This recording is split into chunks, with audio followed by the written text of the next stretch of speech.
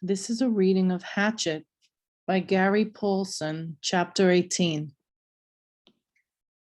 Brian worked around the tail of the plane 2 more times, pulling himself along on the stabilizer and the elevator, but there simply wasn't a way in. Stupid, he thought. I was stupid to think I could just come out here and get inside the plane. Nothing is that easy. Not out here, not in this place. Nothing is easy. He slammed his fist against the body of the plane. To his complete surprise, the aluminum covering gave easily under his blow.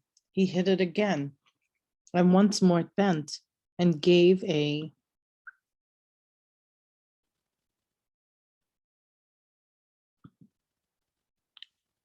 He hit it once again, and once more it bent and gave, and he found that even when he didn't strike it, but just pushed it, it still moved. It was really, he thought, very aluminum skin over a kind of skeleton. And if it gave that easily, he might be able to force his way through. The hatchet. He might be able to cut or hack with the hatchet. He reached to his belt and pulled the hatchet out, picked a place where the aluminum gave to his push, and took an experimental swing at it. The hatchet cut through the aluminum as if it was soft cheese. He couldn't believe it. 3 more hacks, and he had a triangular hole the size of his hand, and he could see 4 cables that he guessed were the control cables going back to the tail, and he hit the skin of the plane with a frenzied series of hacks to make still a larger opening, and he was bending a piece of aluminum away from 2 aluminum braces of some kind when he dropped the hatchet. It went straight down past his legs. He felt it bump his foot and then go down in the water, and for a second he couldn't understand that he had done it. For all this time, all this living and fighting, the hatchet had been everything, and he had always worn it. Without the hatchet, he had nothing. No fire, no tools, no weapons. He was nothing. The hatchet had been him, and he dropped it. Arg, he yelled, choked on it, a snarled cry of rage at his own carelessness. The hole in the plane was still too small to use for anything, and now he didn't have a tool. That was the kind of thing I would have done before, he said to the lake, to the sky, to the trees. When I came here, I would have done that. Not now, not now. Yet he had, and he hung on the raft for a moment and felt sorry for himself, for his own stupidity. But as before, the self-pity didn't help. And he knew he had only one course of action. He had to get the hatchet back. He had to dive and get it back. But how deep was it? In the deep end of the gym pool, he had no trouble getting to the bottom, and he was pretty sure, about 11 feet. Here, it was impossible to know the exact depth. The front end of the plane, anchored by the weight of the engine, was obviously on the bottom, but it came back up at an angle, so the water wasn't as deep as the plane was long. He pulled himself out of the water so his chest could expand. He took 2 deep breaths and swiveled and dove, pulling his arms and kicking off the raft with his feet. His first thrust took him down a good 8 feet, but the visibility was only 5 feet beyond that. He could not see the bottom yet. He clawed down 6 or 7 feet, the pressure pushing in his ears until he held his nose and popped them. And just as he ran out of breath and headed back up, he thought he saw the bottom, still 4 feet below his dive. He exploded out of the surface, bumping his head on the side of the elevator when he came up, and took air like a whale, pushing the stale air out until he wheezed, taking new in. He would have gone deeper yet and still have time to search while he was down there. Stupid, he thought once more, cursing himself, just dumb. He pulled air out again and again, pushed his chest out until he could not possibly get any more capacity, then took 1 more deep lungful, wheeled and dove again. This time he made an arrow out of his arms and used his legs to push off the bottom of the raft. All he had in his legs to spring, snap, and propel him down. As soon as he felt himself slowing a bit, he started raking back with his arms at his sides like paddles and thrusting with his legs like a frog. And this time he was so successful that he ran his face into the bottom of the mud. He shook his head to clear his eyes around. The plane disappeared out and down in front of him. He thought he could see the windows, and that made him think again of the pilot sitting inside, and he forced his thoughts from it. But he could see no Hatchet. Bad air triggers were starting to go off in his brain, and he knew he was limited to seconds now. But he held for a moment and tried to move out a bit just as he ran out of air. He knew he was going to have to blow soon. He saw the handle sticking out of the mud. He made one grab, missed, reached again and felt his finger close on the rubber. He clutched it and in one motion slammed his feet down into the mud and powered himself up. But now his lungs were ready to explode and he had flashes of colors in his brain, explosions of color, and he would have to take a pull of water, take it into his lungs, just as he opened his mouth to take it in, to pull in all the water in the lake. His head blew out of the surface and into the light. Chuck.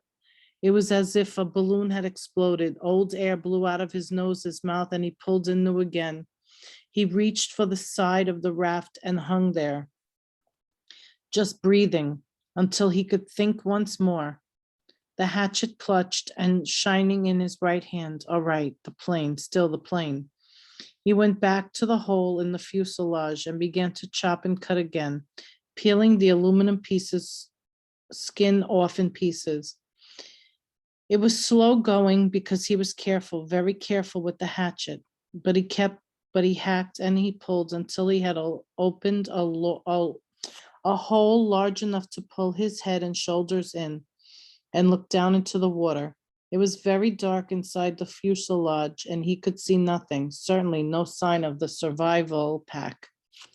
There were some small pieces and bits of paper floating on the surface inside the plane, dirt from the floor of the plane that had floated up, but nothing substantial. Well, he thought, did you expect it to be easy? So easy that way? Just open her up and get the pack, right? He would have to open it more, much more, so he could poke down inside and see what he could find. The survival pack had been a zippered nylon bag or perhaps canvas of some kind, and he thought it had been red, or was it gray? Well, that didn't matter. It must have been moved when the plane crashed and it might be jammed down under something. He started chopping again, cutting the aluminum away in small triangles, putting each one on the raft as he chopped. He could never throw anything away again, he thought, because they might be useful later. Bits of metal, fish arrowheads or lures maybe. And when he finally finished again, he had cleared away the whole side and top of the fuselage that stuck out of the water, had cut down into the water as far as he could reach and had a hole almost as big as he was, except that it was crossed and crisscrossed with aluminum. Or it might be steel, he couldn't tell, braces and formers and cables. It was an awful tangled mess, but after chopping some braces away, there was room for him to wiggle through and get inside. He held back for a moment, uncomfortable with the thought of getting inside the plane. What if the tail settled back to the bottom and he got caught and couldn't get out? It was a horrible thought, but then he reconsidered. The thing had been up for 2 days now, plus a bit, and he had been hammering and climbing on it, and it hadn't gone back down. It seemed pretty solid. He eeled in through the cables and formers, wiggling and pulling until he was inside the tail with his head clear of the surface of the water, his legs down on the angled floor. When he was ready, he took a deep breath and pushed down along the floor with his legs, feeling for some kind of fabric or cloth, anything with his bare feet. He touched nothing but floor plates. Up a new breath, he reached down to formers underwater and pulled himself beneath the water, his legs pushing down and down almost to the backs of the front seats. And finally, on the left side of the plane, he thought he felt his foot hit cloth or canvas. Up for more air. deep breathing, then one more grab at the formers. Pushing as hard as he could, he jammed his feet down and he hit it again. Definitely canvas or heavy nylon, and this time when he pushed his foot, he thought he felt something inside it, something hard. It had to be the bag. Driven forward by the crash, it was jammed into the backs of the seats and caught on something. He tried to reach forward and pull it, but didn't have air left and went up for more. Lungs filled with great gulps, he shot down again, pulling on the formers until he was almost there. Then wheeling down head first, he grabbed at the cloth. It was the survival bag. He pulled and tore at it to loosen it. And just as it broke free, his heart leapt to feel it rise. He looked up above the bag. In the light coming through the window, the pale green from the water, he saw the pilot's head, only it wasn't the pilot's head any longer. A fish. He never really thought of it, but the fish had been eating all this time, the fish he had been eating all this time had to eat too. They had been at the pilot all this time, almost 2 months, nibbling and chewing, and all that remained were the not quite clean skull. When he looked up, it wobbled loose. Too much, too much. His mind screamed in horror. He slammed back and was sick in the water. So sick that he choked on it and tried to breathe the water. And it could have ended there, ended with the pilot, where it almost ended when they first arrived, except that his legs jerked. It was instinctive, fear more than anything else, fear for what he had seen, but they jerked and pushed and he was headed up when they jerked and he shot to the surface, still inside the birdcage of formers and cables. His head slammed into a bracket as he cleared and he reached up to grab it and was free in the air, hanging up in the tail. He hung that way for several minutes, choking and heaving and gasping for air, fighting to clear the picture of the pilot from his mind. It went slowly. He knew it would never completely leave. But he looked to the shore and there were birds, trees and birds. The sun was getting low and golden over his shelter. And when he stopped coughing, he could hear the gentle sound of evening, the peace sounds, the bird sounds and the breeze in the trees. Peace finally came to him and he settled his breathing. He was still a long way from being finished. He had a lot of work to do. The bag was floating next to him, but he had to get out of the plane and into the raft and then back to the shore. He wiggled out through the formers. It seemed harder than when he came in, and he pulled the raft around. The bag fought him. It was almost as if it didn't want to leave the plane. He pulled and jerked and it still wouldn't fit.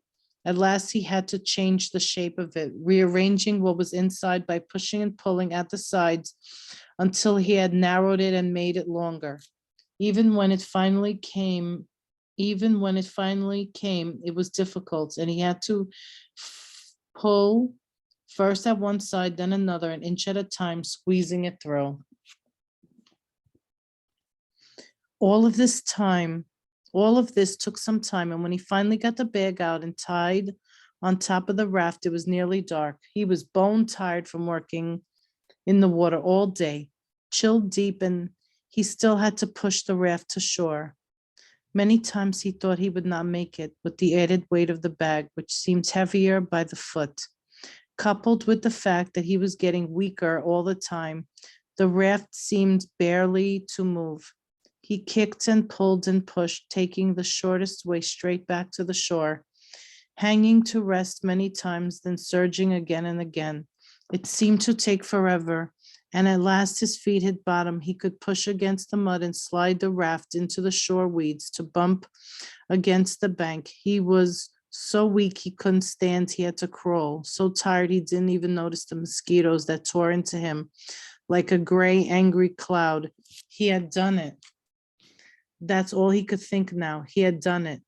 He turned and sat on the banks with his legs in the water, pulled the bag ashore, and began the long drag. He couldn't lift it back to the shoreline to a shelter. 2 hours, almost 3, he dragged and stumbled in the dark, brushing the mosquitoes away, sometimes on his feet, more often on his knees, finally to drop across the bag and to sleep. When he made the sand in the front of the doorway, he had done it. When he made the sand in front of the doorway, he had done it.